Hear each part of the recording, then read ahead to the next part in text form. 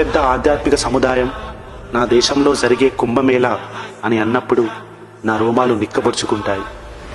పాశ్చాత్య దేశ ప్రజలు నా దేశం యొక్క సాంప్రదాయాన్ని మనస్ఫూర్తిగా స్వీకరించి ఆ అనుభవాన్ని ఆనంద బాష్పాల రూపంలో వ్యక్తపరుస్తుంటే దేశంలో ఉన్న హిందూ వ్యతిరేకులను చూస్తే ఎంతో అసహ్యం వేస్తుంది. 144 ఇయర్స్ తర్వాత వచ్చిన ఈ మహాకుంభమేళలో పాల్గొంటున్న నాగసాధువులు, పీఠాధిపతులు, అఘోరాలు, హిమాలయ యోగులను చూస్తుంటే నా సనాతన ధర్మం ఎంత గొప్పగా పూజించబడుతుందో అన్న ఆలోచన నా గుండెను గర్వంతో నింపుతుంది. ఎందుకు ఈ కుంభమేళ ఇంత విశిష్టత?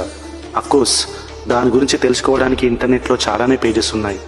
కానీ నన్ను బాధపెడుతుంది అనదర్ సైడ్ ఆఫ్ కైండ్కు ఉన్న సో కాల్డ్ ఇంటెలెక్చువల్స్. వాళ్లకు కుంభమేళా అనేది అనవసరమైన ఖర్చు అని, పర్యావరణానికి హానికరమని, హిందువులందరూ అంధభక్తులని అభిప్రాయం చాలా గట్టిగానే ప్రచారం చేస్తున్నారు. వాళ్ళకు చెప్పాల్సింది ఒక్కటే, నా సనాతన ధర్మం ప్రతి కార్యంలో ఒక scientific reason and socio economic development ఉంది. అది కొంతమందికి కనబడదు.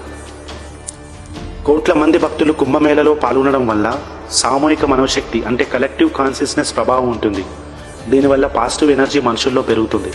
ఇది సైకాలజీ.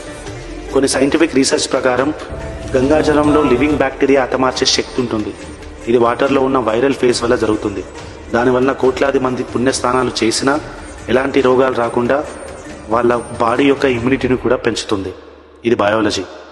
కుంభమేళ సమయం గ్రహాల స్థితి ఆధారంగా నిర్ధారించబడుతుంది. ఆ కుంభమేళ నాడు సూర్యుడు, చంద్రుడు, బృహస్పతి ఒకే నిర్దిష్ట రాశిలో ఉండడం వల్ల పున్నమి నాట ప్రభావం ఎక్కువగా ఉంటుంది. ఇది శరీర శక్తిని, మానసిక ఉల్లాసాన్ని పెంచుతుంది. ఇది ఆస్ట్రానమీ.